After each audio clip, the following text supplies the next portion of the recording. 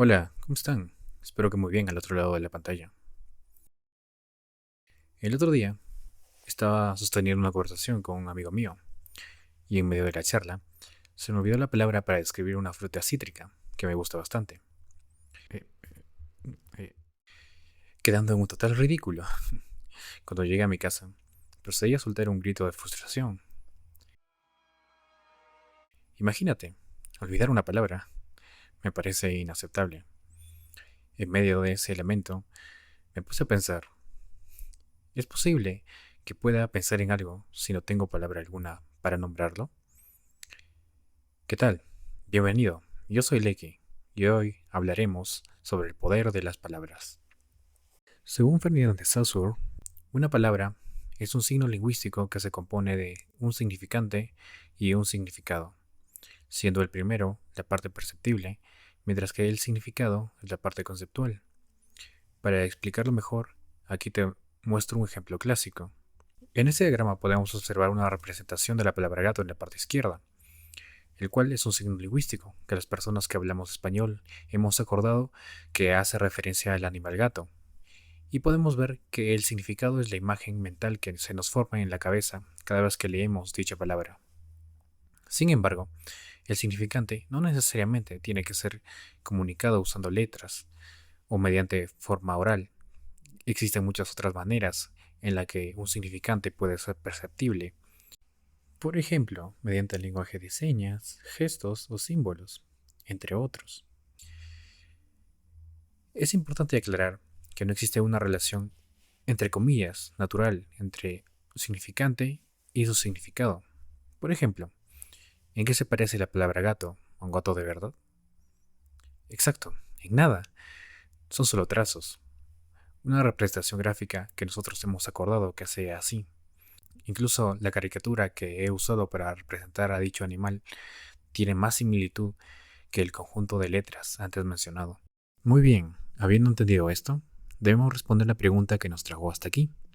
De hecho, en el ejemplo que expuse en la introducción, yo ya había estado pensando en la fruta en cuestión, pero no había podido expresarlo en palabras. Si yo le hubiese dicho a mi amigo la descripción de lo que había estado pensando, seguramente él me hubiese respondido con el nombre de dicha fruta. ¿Por qué? Pues porque como humanidad hemos ido desarrollando el lenguaje como una herramienta de universalizar conceptos y compartirlos.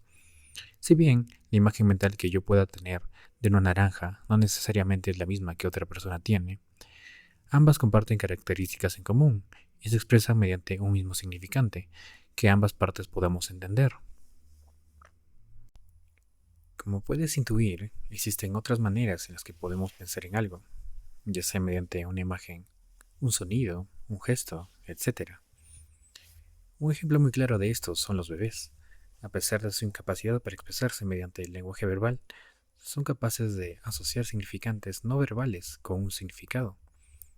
Cuando un bebé piensa en su juguete favorito, lo hace a través de la forma, el color o el sonido característico. Todo esto lo asocia a la idea o concepto de juguete, que para este pequeñín puede ser objeto con el que me divierto y soy feliz. Y no solo eso, sino que con el tiempo va desarrollando maneras de pedir el juguete, ya sea mediante llanto o intentando replicar el sonido característico. A medida que va creciendo y va aprendiendo el lenguaje, va asociando una serie de sonidos que, pronunciando todos juntos, forman una palabra que todos podemos entender. Pero esto no significa que deje de pensar en el juguete mediante significantes no verbales. Es muy común que las personas piensen sin necesidad de usar lenguaje verbal. ¿No te ha pasado que cuando piensas en tu comida favorita, lo primero que se te viene a la mente es una imagen o incluso el olor característico? Algo muy interesante es que los conceptos pueden ir cambiando con el tiempo. Volvamos con el ejemplo del bebé. Supongamos que ya pasó un buen tiempo y es un adolescente rebelde. De repente se encuentra con el juguete que tanto gustaba cuando era un pequeñuelo. Lo observa detenidamente y piensa, es un juguete tonto para niños. Ahora, ese es el nuevo concepto que tiene de este objeto en particular con el que tanto gustaba de jugar cuando era un niño. Las experiencias de cada individuo son capaces de alterar conceptos que previamente ya se tenían bien definidos. Pero no solo eso, no solo las experiencias individuales pueden propiciar esa alteración, también los cambios culturales, sociales, científicos o tecnológicos. Por ejemplo, el concepto de átomo no es el mismo hoy al que se tenía en la antigua Grecia. Hasta ahora, tenemos claro que los significantes sirven como soportes sensoriales que nos permiten expresar o evocar conceptos. Pero, ¿qué es un concepto? Un concepto es una representación mental abstracta que representa una idea general de algo. Un concepto agrupa ideas generales de objetos, eventos o acciones, lo cual nos permite clasificar y entender el mundo. Para explicarlo mejor, vamos con un ejemplo. Imagina que vas por la calle y ves a un gato negro. Luego caminas un poco más y ves a un gato naranja. Luego ves a otro gato, también naranja, pero más pequeño. En tu mente, todos son gatos, independientemente del color y del tamaño. Pero esto no queda ahí. Cuando ves un dibujo, también de un gato, o la palabra gato, en tu mente, todo esto está relacionado al concepto animal mamífero cuadrúpedo que maulla y es una mascota. El concepto no tiene que ver con un gato en particular, sino tiene que ver con el gato. El gato, la idea general y abstracta que tenemos de ese animal. A diferencia de otros seres vivos, los seres humanos tenemos una gran capacidad de abstracción. Esta capacidad nos ha permitido formar conceptos que posteriormente han permitido desarrollar el lenguaje para poder comunicar estas ideas abstractas, que, como pretenden ser generalizadoras, todos los que nos comunicamos en el mismo lenguaje podemos saber a qué concepto se hace referencia al leer o escuchar una palabra, pero un símbolo, una seña, etc. Se podría decir que los humanos vamos formando conceptos a través de experiencias sensoriales de todo tipo, ya sea por cuenta propia o porque otros seres humanos nos van transmitiendo esos conocimientos. Por ejemplo, un niño puede aprender que si toca fuego se va a hacer daño mediante la experiencia de tocarlo, pero también lo puede aprender porque alguno de sus padres le dice que si lo toca se va a lastimar. A lo largo de nuestra vida vamos aprendiendo palabras y conceptos de diferentes fuentes. El espacio más común donde hoy en día aprendemos es la escuela, donde aprendemos desde los conceptos más simples hasta los más complejos y abstractos. Es muy diferente aprender el concepto de gato al concepto de justicia. El primero lo podemos relacionar a una entidad física, mientras que el segundo no se puede ver ni tocar directamente. Lo entendemos a través de ejemplos, discusiones y normas. La justicia actúa como una brújula invisible que usamos para orientar ciertos comportamientos en la sociedad, aunque no podamos señalarla con el dedo como hacemos con un animal. Mientras el gato es algo concreto, tangible, la justicia es un ideal que construimos colectivamente. Hasta aquí te habrás dado cuenta de algo, aparte de mi gusto por los gatos. Existen conceptos como la justicia, la libertad, el amor, la verdad, que de cierta forma pueden regir nuestro comportamiento en la sociedad, tanto colectiva como individualmente. Por ejemplo, cuando alguien hace fila para comprar en la tienda y respeta su turno, lo hace porque entiende que es correcto que cada persona sea atendida en el orden en que llegó. Esto es porque lo hemos ido aprendiendo mediante nuestra educación y percibimos como más justo este comportamiento. ¿No te has topado con algún conocido que tiene una idea muy distinta a la tuya de lo que es, por ejemplo, amar? Quizá compartan algunos puntos en común, pero la crianza y educación son muy importantes para definir algunas de nuestras conductas. Si las palabras nos sirven para comunicar conceptos, ¿qué pasaría si nos quitan la palabra para referirnos a la justicia o libertad, por ejemplo? Lo mismo se preguntó George Orwell en su obra 1984, una obra muy famosa, en donde nos narra, a través de su protagonista, la historia de una nación distópica, donde el gobierno controlaba el lenguaje a través de la llamada nueva lengua, que tenía como objetivo reducir el tamaño del vocabulario con el objetivo de eliminar ciertos conceptos que permitan a la población rebelarse en contra del partido político que controlaba el país. Pero no solo eso, en la historia también se nos muestra cómo a través de diferentes formas de expresión del lenguaje como canciones, carteles, panfletos o frases, el partido era capaz de manipular el concepto que la gente tenía del gobierno y de el gran hermano, que era el gran líder del partido. Los medios de comunicación siempre se referían a él de forma positiva, resaltando sus buenas acciones y colocando su rostro en todas partes para que la gente asocie su figura con todo lo bueno que pasa en el país. De esta manera, el concepto que la población tiene del gran hermano siempre es el de una figura benevolente, que hace todo lo necesario para el bienestar de su pueblo. Sin embargo, esto no bastaba. El partido también se encargaba de crear nuevas palabras, como el buen pensamiento, que hacía referencia a todo pensamiento alineado con el partido. La contraparte de esta palabra era, adivina cuál, mal pensamiento. Este último podía desembocar en un crimen tal, el cual era castigado por la policía del pensamiento. Cuando una persona desaparecía sin dejar rastro, se usaban eufemismos como despersonificación, o cuando alguien era torturado se le decía reeducar. Esto con el fin de suavizar el impacto de las palabras en las personas y dificultar asociarlas a conceptos negativos. Cuando uno escucha la palabra reeducar, lo podemos asociar con connotaciones positivas, ya que la educación está relacionada con el concepto de aprender nuevas habilidades, hábitos o valores que nos permitan mejorar como personas. Algo muy curioso era lo que sucedía con conceptos como la libertad o la paz. El partido no eliminaba esta palabra, pero resignificaba el concepto a través de eslóganes contradictorios como la libertad es la esclavitud o la guerra es la paz, haciendo referencia a que la libertad individual, pensar, elegir, amar o cuestionar, lleva al castigo, la tortura o la desaparición, y la única salvación es someterse al partido. O que, por otra parte, estar en guerra constante es necesario para mantener la paz dentro del territorio. Pero la frase más peligrosa, a mi parecer, es la ignorancia es la fuerza.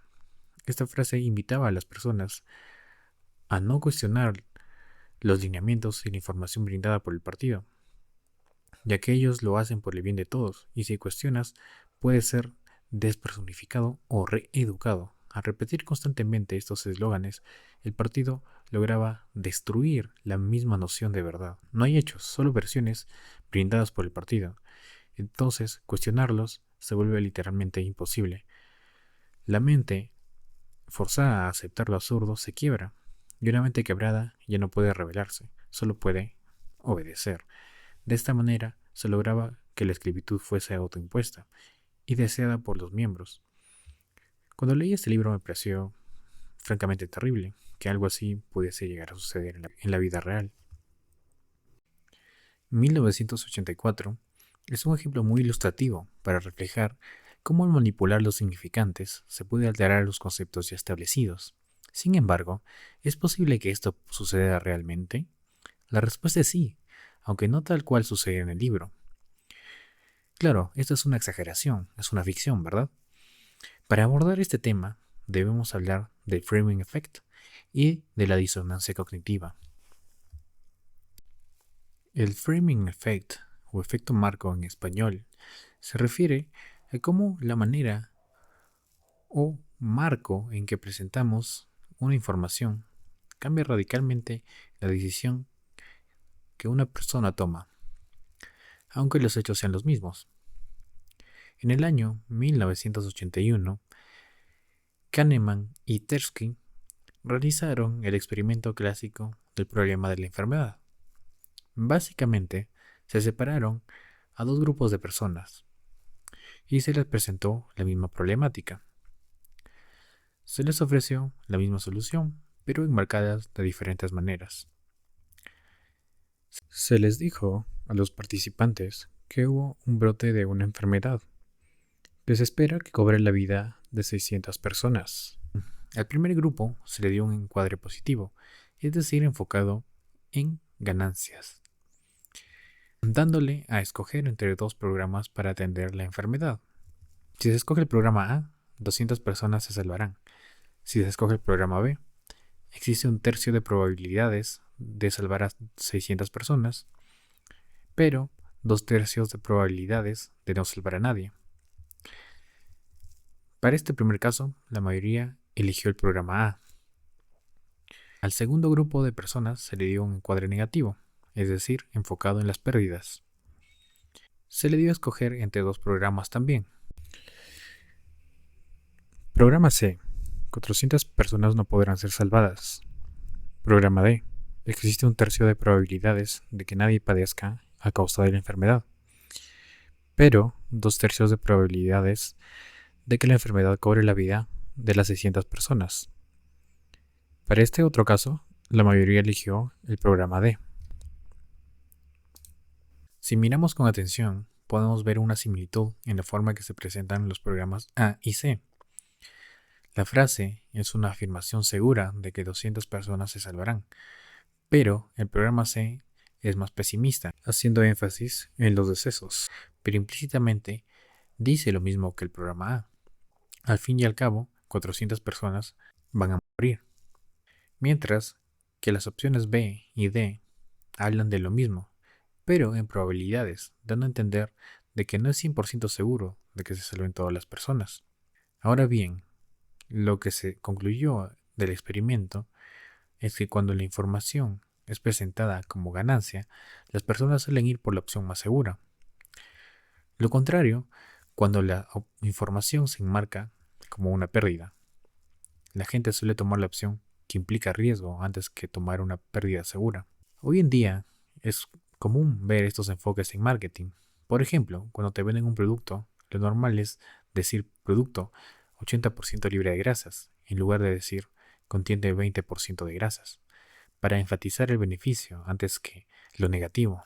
Si has leído el libro, habrás notado que hay muchas palabras, como la anteriormente mencionada, reeducar, que se presenta en un marco positivo para que a los habitantes del país no les cause tanto ruido. Además, de seguro que habrás oído a algún que otro político de tu país disfrazar alguna información negativa en su gobierno, simplemente cambiando el marco en que presenta su discurso. Ahora, vamos a hablar sobre la disonancia cognitiva. Este término fue usado por Leon Festinger y explica lo que el cerebro siente cuando se encuentra con dos ideas o comportamientos contradictorios, creando un conflicto y generando un malestar que nos impulsa a buscar una forma de resolver la contradicción, usando diferentes mecanismos, como cambiar la creencia o la acción para coincidir con nuestro comportamiento. Por ejemplo, una persona que está acostumbrada a consumir alimentos altos en grasa, deja de hacerlo luego de haber sido informada sobre el daño que le hace a su cuerpo. Pero esta no es la única opción que tiene para reducir el conflicto. Esta persona simplemente puede tomar otra ruta. También puede negar dicha información y simplemente puede decir la clásica frase, bueno, de algo vamos a morir todos, y seguir con su comportamiento dañino. También podemos recurrir a minimizar la importancia de la acción para justificar el comportamiento. Volviendo al ejemplo anterior, la persona puede decir que come una hamburguesa solo de vez en cuando. El cerebro también puede recurrir a justificar el comportamiento añadiendo ideas que reduzcan el conflicto. Por ejemplo, tomando como justificación el haber hecho alguna actividad poco gratificante, como hacer ejercicio para poder comer algo que sabe que le hace daño. Otro mecanismo común es negar responsabilidad sobre nuestras acciones, culpando a otros sobre las circunstancias actuales, diciendo frases como yo no elegí esto, es culpa de tal persona, o yo solo seguía órdenes. Realizar una exposición selectiva, es decir, evitamos información que contradiga nuestras creencias y preferimos aquella que las confirma, cayendo así en un sesgo de confirmación. Como vimos, en el mundo distópico de 1984, el partido usaba constantemente frases contradictorias como la guerra es la paz, pero no quedaba ahí, sino que ofrecían una respuesta inmediata para la disonancia cognitiva que podía generar estas frases. La respuesta era siempre no cuestionar al gobierno, porque ellos hacían todo para garantizar el bienestar del país, reduciendo la responsabilidad de los miembros y justificando su obediencia. Además, toda la población era constantemente adoctrinada y sometida a castigos si se pensaba distinto. Las personas estaban entonces en una caja de resonancias de ideas que reafirmaban constantemente su devoción al partido. No hay que ir a una realidad distópica para observar manipulaciones a través del lenguaje en todas sus expresiones. Lo podemos ver en el día a día, en la publicidad, en las noticias, cuando el medio de comunicación está alineado con el gobierno de turno, usando eufemismos para referirse a algún incidente que pueda afectar al gobierno.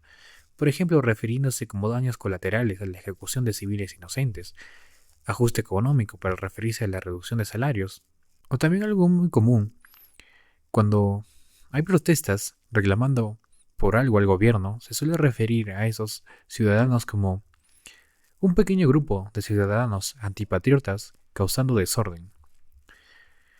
Fíjate aquí, en primer lugar, se está dando a entender que no son muchas personas, luego, que van en contra de la patria, y que no es nada más que un simple desorden, dejando el concepto de que estas personas son solo un pequeño grupo de revoltosos. Yendo un poco más allá, y ya finalizando este video, ¿te has dado cuenta que en política es muy común señalar a la ideología que el candidato defiende como la superior al resto? ¿O que cualquiera que señale alguna deficiencia en su discurso es tratado como tonto a pesar de que pueda tener razón? Incluso es muy usual asignar adjetivos peyorativos a cualquiera que se oponga, y obviamente no puede faltar la gente fanática que refuerza este comportamiento, dando la razón y felicitando a cualquiera que defienda la ideología con la que están alineados. Bueno, esto no solo usado en política, sino también en sectas o en cualquier grupo de personas que buscan manipular a la gente para tenerla de su lado. En fin, quien controla las palabras puede moldear los conceptos, y si controla los conceptos puede moldear los comportamientos de las personas o de un grupo de masas. Bueno, hoy aprendimos que las palabras, y en general los significantes, son más que solo la forma en la que nos comunicamos, sino que son herramientas que nos permiten construir conceptos y moldear nuestra visión de la realidad, y que muchos de esos conceptos los vamos recibiendo de diversas fuentes, que no siempre son bien intencionadas. Así que los invito siempre a cuestionarse, a estar siempre curiosos y no dejar de educarse. Gracias por llegar hasta aquí, hasta el final del video. Vaya, la verdad, no puedo creer hasta dónde me llevó olvidarme la palabra naranja. Espero que les haya gustado el video. No olvides suscribirte, dejarme tu like y un comentario. Y comparte el video. Nos vemos en la próxima, si es que hay una próxima.